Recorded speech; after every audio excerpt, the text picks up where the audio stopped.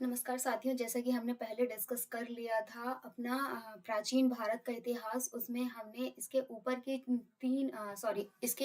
3 unit discuss कर ली थी, जिसमें से फर्स्ट यूनिट में पहले हमने कुछ कीवर्ड डिस्कस किए थे और उसके बाद हमने ये डिस्कस कर लिया था एंशिएंट हिस्ट्री में कहाँ से कितने क्वेश्चन बन सकते हैं और आपको कौन से एरिया पर ज़्यादा फोकस करना है ना? और प्राइमरी सोर्स क्या होंगे, सेकेंडरी सोर्स क्या होंगे, फिर ये हमने सब कुछ ये ओवरऑल डिस्कस कर लिया था। फिर हम जैसे कि हमने हड़प्पा, फिर वैदिक, उत्तर वैदिक, उसके बाद कैसे महाजनपद बने, महाजनपद काल के बाद कैसे जैन और बौद्ध धर्म का विकास हुआ, कैसे दूसरे संप्रदाय आ गए और उसके बाद कैसे सिकंदर ने भारत पर आक्रमण किया और फिर वहां से मगध का उत्थान होता है। फिर दूसरे शुंग, सातवाहन, कुषाण, शक, क्षत्रप, ये सभी हम डिस्कस कर चुके थे। साथ में ही हम गुप्त और वाकाटक को भी डिस्कस कर चुके थे कि कहाँ से बहुत ज्यादा क्वेश्चन बन सकते हैं और आपको किस मेन पॉइंट पे फोकस करना है ना। लेकिन उसके बाद हम इकाई तीसरी यानी कि यूनिट थर्ड पे हम फोकस कर रहे थे कि साउथ में कैसा था, मतलब साउथ की हिस्ट्री कैसी है। साउथ की हिस्ट्री से एक्चुअली बहुत ज्यादा क्वेश्चन पूछे जा रहे हैं और अभी ट्रेंडिंग में भी है कि कैसे बहुत अच्छे क्वेश्चन वहां से रेज हो सकते हैं, कैसे पल्लव, चेर, चोल, पांड्य, इन ये जो डायनेस्टीज आई, इन्होंने कैसे कंट्रीब्यूट किया इंडियन हिस्ट्री को, बहुत ज्यादा इम्पोर्टेंट है, उसके लिए बहुत ज्यादा रोल प्ले करता है साउथ इंडियन हिस्ट्री। तो वैसे ही हाँ, उसके बाद आपको यहाँ पे जैसे आप क्लियरली विजिबल है कि आपको north east, west, north, south, चारों तरह के जहाँ भी जो भी डायनेस्टी बहुत स्टैब्लिश रही है और जिसने बहुत अच्छा काम किया है, वो सभी यहाँ पर हमको डिस्कस करना था, जो कि हम कर चुके हैं। ठीक है, उसके बाद हमको यहाँ पर हम सब देख चुके थे, मोस्टली चीजें हम यहाँ पर डिस्कस कर चुके थे। हमको ये सेशन में डिस्कस करना था मध्यकालीन भारतीय इतिहास के स्रोत के बारे में।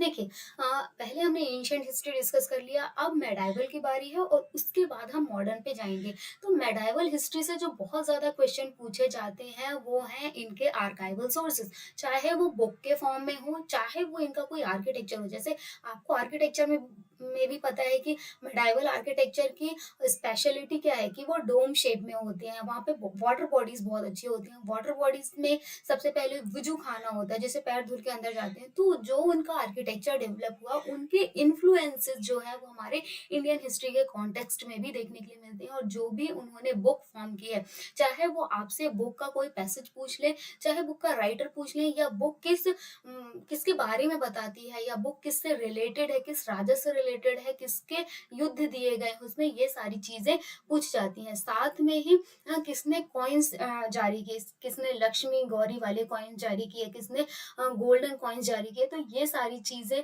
हमको यहाँ पर देखने के लिए मिलती हैं। ठीक है, साथ में आप देखिए लिटरली जो साहित्यिक स्रोत हैं, साहित्यिक स्रोत में उनकी जो भाषा है, सबसे पहले अरबी है, फारसी है, तुर्की है। तो आपको ये सारी भाषाएं जो है वो बहुत अच्छे से ध्यान में रखनी है कि कौन सा उनका साहित्य स्रोत किस भाषा में रिफॉर्म हुआ है, लिखा गया है। ठीक है, उसके बाद आप देखिए जैसे इब्ने बतूता भारत आ रहा है या मार्को पोलो भारत आ रहा है, तो ये सभी मेडाइवल टाइम पीरियड में ही भारत आ रहे हैं। तो ये विदेशी यात्री हैं, तो इनके जो वृत्तांत हैं, इन्होंने जो भी बुक्स दी हैं वो किस फॉर्मेट पे लिखी गई हैं।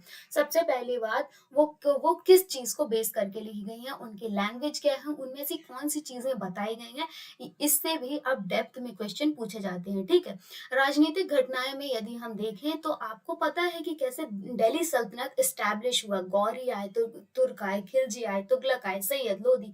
उसके बाद कैसे तुगलक डायनेस्टी आगे बढ़ी, सैयद आगे बढ़ी, लोधी आगे बढ़ी, और ये फिर धीरे धीरे धीरे जाके ये डाउनफॉल में चले गए। ठीक है, तो आपको राजनीतिक घटनाएं, जो भी घटनाक्रम हुआ दिल्ली में, दिल्ली सल्तनत में, आपको ये बहुत अच्छे से इसको करना है, याद रखना है। और यदि आपको ये याद नहीं होता है तो आप एक क्रोनोलॉजी बना सकते हैं, क्रोनोलॉजी में आप इसको सेट कर सकते हैं और एक फ्लो चार्ट के थ्रू, डायग्राम के थ्रू आपको जैसे लगता है, जैसे आपको याद हो सकता है। इसमें फैक्ट्स हैं, फिगर्स हैं, थ्योरीज हैं, और सबसे बड़ी चीज कि ये इनके जो आर्काइवल सोर्स हैं वो ओनली बुक्स या इनके मॉन्यूमेंट्स ही हैं।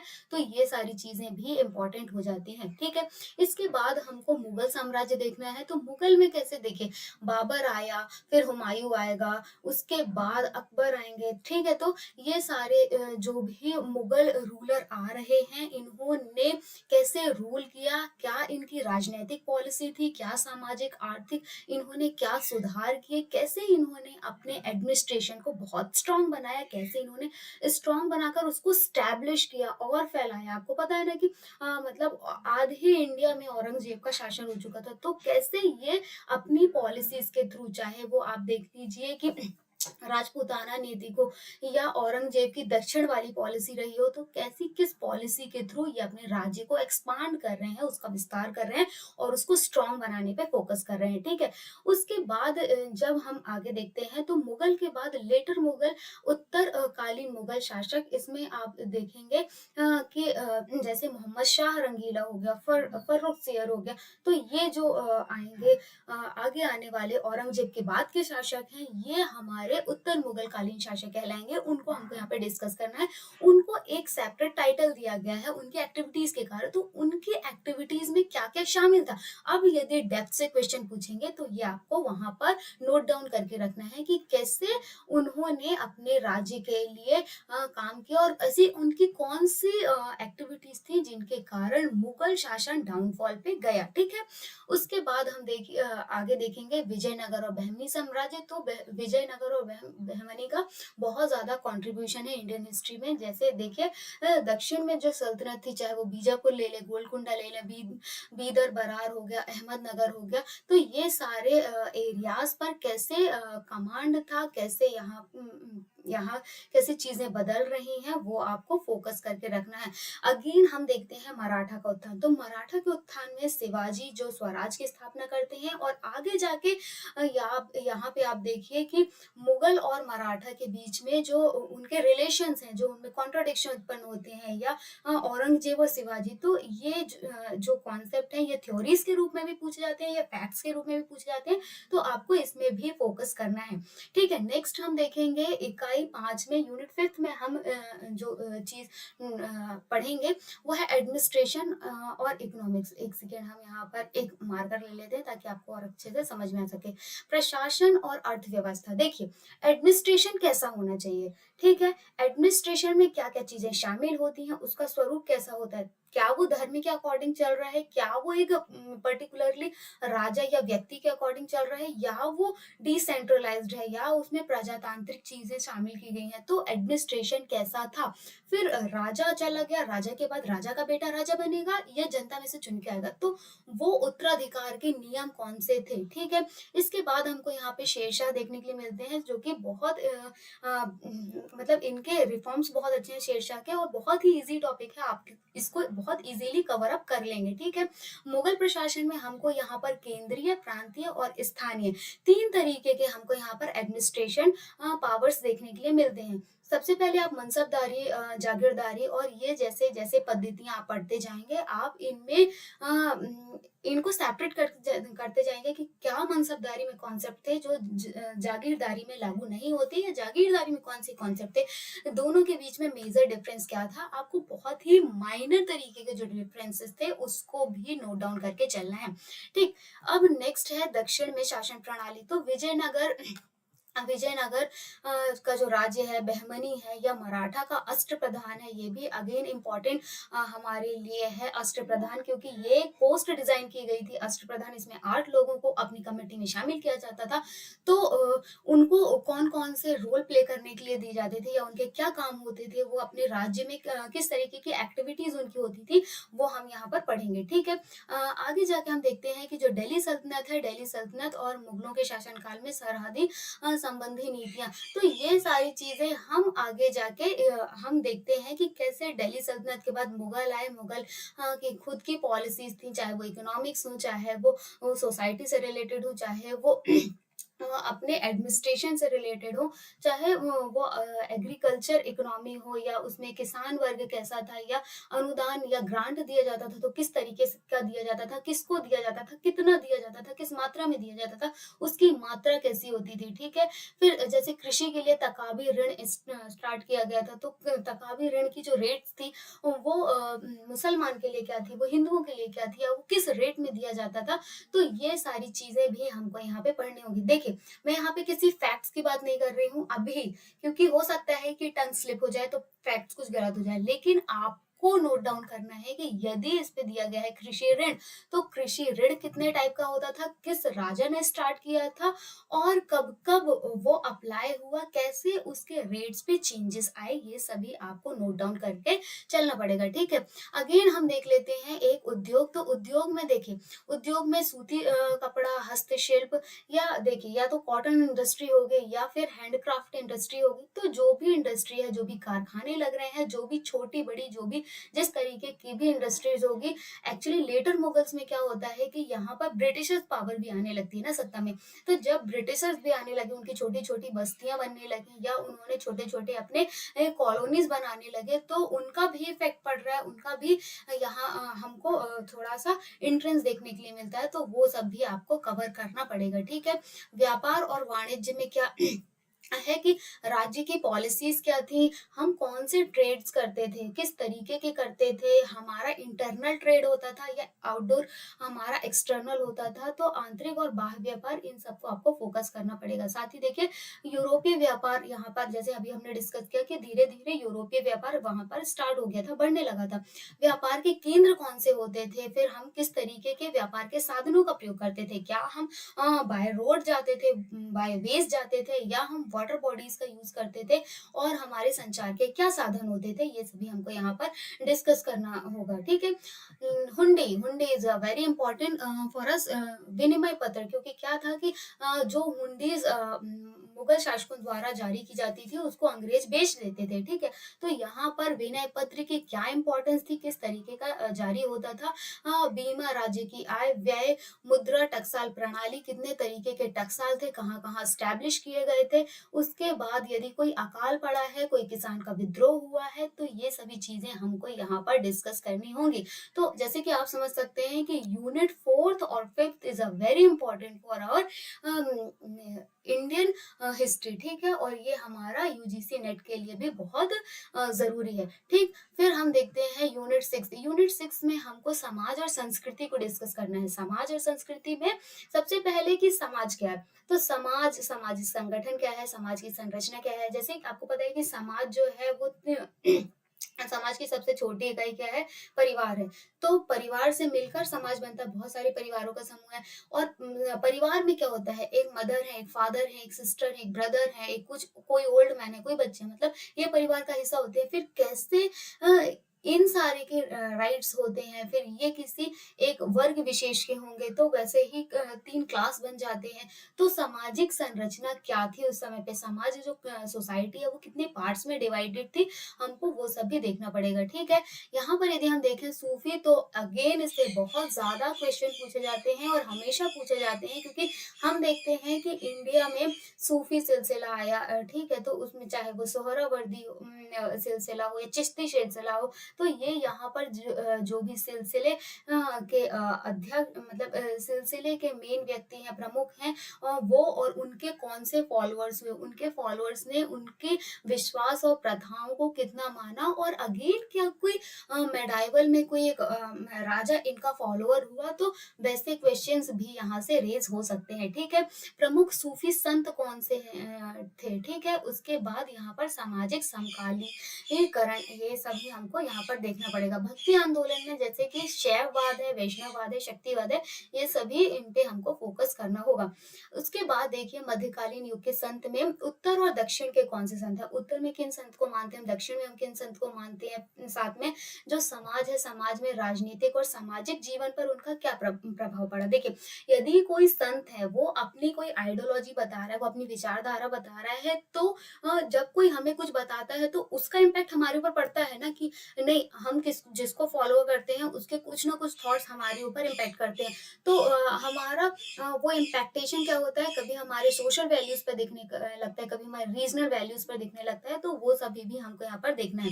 फिर यहाँ पर मध्यकालीन भारत की स्त्री संत, यहाँ पर हमको स्त्री संत जो हुई हैं उनकी भी यहाँ पर क्या शिक्षाएँ रही हैं उनको भी देखना है, और वो किस संप्रदाय से जुड़ी थी और क्या उनका कोई एक खुद का खुद का फ़ोकस कोई उनकी आइडियोलॉजी थी, उस पे भी डिस्कस करना है, ठीक है? सिख आंदोलन में गुरु नानक देव की शिक्षाएँ हैं, प्रथाएँ हैं, फिर आदि ग्रंथ है, और खालसा मतलब गुरु नानक देव के बाद जितने भी और सिख गुरु आए, उनकी क्या शिक्षाएँ रही, क्या प्रथाएँ रही, और कैसे आगे जाके एक सिख कम्युनिटी बहुत ही अच्छा, सिख संप्रदाय बहुत ही अच्छा अपना ग्रो कर पाया, बहुत अच्छे से उसने अपने आप को ग्रो किया, वो सभी हमको देखना होगा, ठीक है? सामाजिक वर्गीकरण में यहाँ पर शासक वर्ग है, उसके बाद धार्मिक समूह, उलेमा, फिर ये देखिए यहाँ पे यदि हम शासक वर्ग देखें तो धार्मिक समूह की यहाँ पर उलेमा हो गए, यहाँ पर इनकी मान्यता दिख जाती है, ठीक है? फिर व्यावसायिक वर्ग देखिए, जैसे व्यावसायिक वर्ग कुछ क्लास होते हैं जो हमेशा से ही ट्रेड एंड कॉमर्स में एक्टिव रहे हैं, जिसमें राजपूत समाज जैसे इस पे दिया गया है, ऐसे ही जो अदर क्लासेस हैं वो हमको देखने पड़ेंगे। ग्रामीण समाज में हम देखते हैं कि छोटे सामंत थे, या तो ग्राम के कृषक थे, या स्लेव्स थे, लेबर थे, दास थे, तो वो सभी जो छोटे समाज से आते थे उनका क्या कंट्रीब्यूशन था। अगेन फिर से आ जाता है फीमेल्स की इम्पोर्टेंस थी, फीमेल्स को कैसे ट्रीट किया जाता था, फीमेल्स को जनाना व्यवस्था क्या थी, देवदासी व्यवस्था क्या थी, कैसे मंदिरों में महिलाओं को जाने से रोका जाता था, या पहले से ही छोटे में ही महिलाओं को मंदिर की दासी बना लिया जाता था, और उनको मंदिर की सेवा में और पुजारी की सेवा में रखा जाता था, जो देवदासी प्रथा जो कि साउथ इंडियन के मंदिर में हमको बहुत ज़्यादा देखने के लिए मिलती है। फिर अगेन हमको देखना है कि एजुकेशन कैसे डेवलप हुआ, कैसे एजुकेशन बहुत ज़्यादा ब्रॉड हो गया, और शिक्षा के केंद्र आप ये देखिए, शिक्षा के केंद्र या तो हमको देखिए एंशिएंट में हमको क्या देखने के लिए मिलता है, तक्षशिला है, नालंदा है, विक्रमशिला है, उदंतपुरी, ये हमको देखने के लिए मिलता है। तो वही मेडाइवल में शिक्षा की क्या व्यवस्था थी, शिक्षा के कौन से केंद्र हुए थे, मदरसा शिक्षा क्या थी, मदरसा में किस तरीके की शिक्षा दी जाती थी, उसके साथ ही हमको आर्ट्स देखना है। आर्ट्स में यहाँ पे किस तरीके की पेंटिंग्स थी, पेंटिंग्स में नए कलर्स कौन से हैं, कॉन्सेप्ट कौन से है, किस राजा ने पेंटिंग को संरक्षण दिया, और उसके बाद चाहे वो मुगल की हो, चाहे वो राजस्थानी हो, पहाड़ी हो, गढ़वाली हो, संगीत का विकास कैसे हुआ, मतलब हमको यहाँ पर आर्ट्स के फॉर्म में, चाहे वो पेंटिंग्स हो, चाहे वो डांस हो, चाहे वो ड्रामा हो, चाहे वो लिटरेचर हो, सारी चीजें कवर अप करनी होंगी, ताकि ये बहुत अच्छे से हम पढ़ सके। इन डेप्थ कोई क्वेश्चन पूछता है तो वो आपके रडार से, आपकी रेंज से बाहर ना जाए, ठीक है?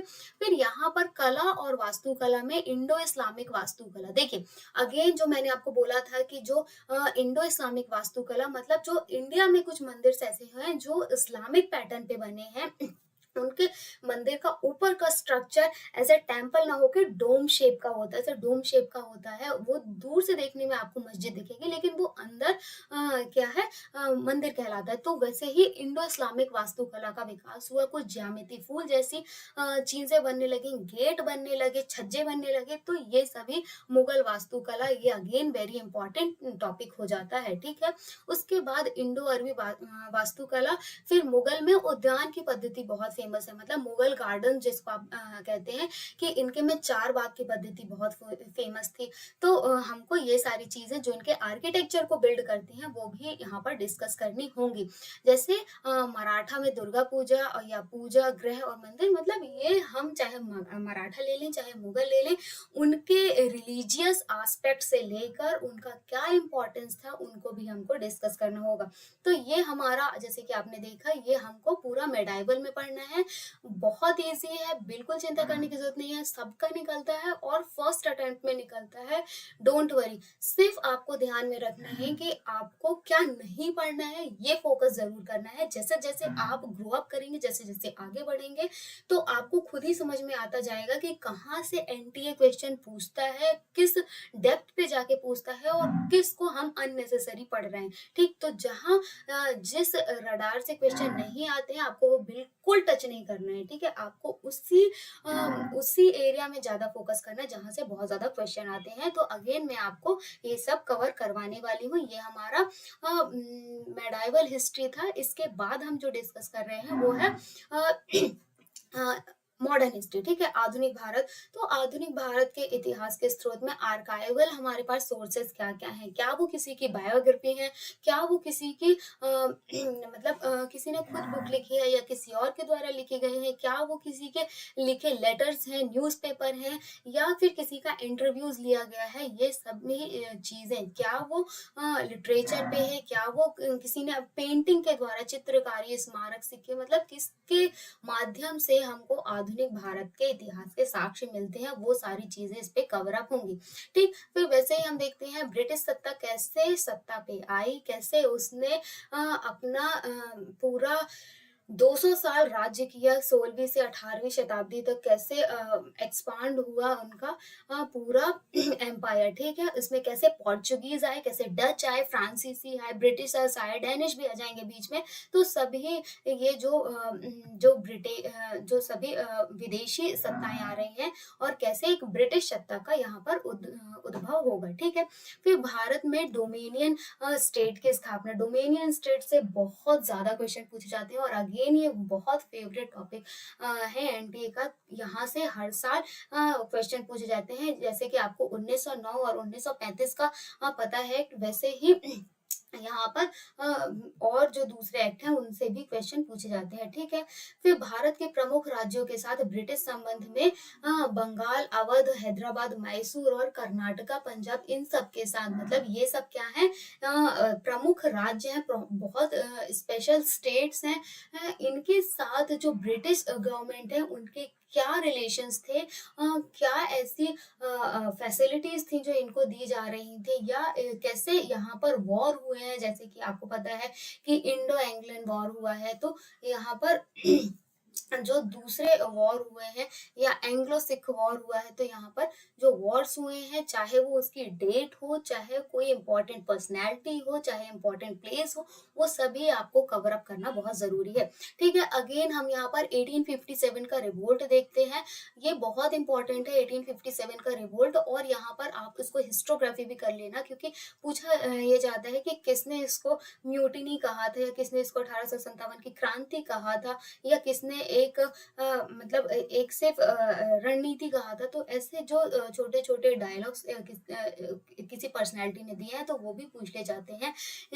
उसके बाद यहाँ पर 1857 के कारण क्या थे, उसका नेचर और उसके इफ़ेक्ट क्या-क्या हुए और रीज़नल यदि आप स्लेट वगैरह की तैयारी कर रहे हैं या सेट की तैयारी कर रहे हैं तो आपको यहाँ पर रीज़नल चीज़ भी ऐड कर लेनी है कि आपको यहाँ पर इसके रीज़न भी मतलब विशेषकर रीजन से पूछा जाता है, ठीक है? जैसे यदि हम एमपी स्पेसिफिक की बात करें, तो एमपी में किसने कहाँ से इसका एमपी में किसने कहाँ से प्रतिनिधित्व किया है, वो भी पूछा जाता है। मतलब लीडर्स जो हैं इन 1857 के, उनके बारे में भी पूछ लिया जाता है, ठीक है?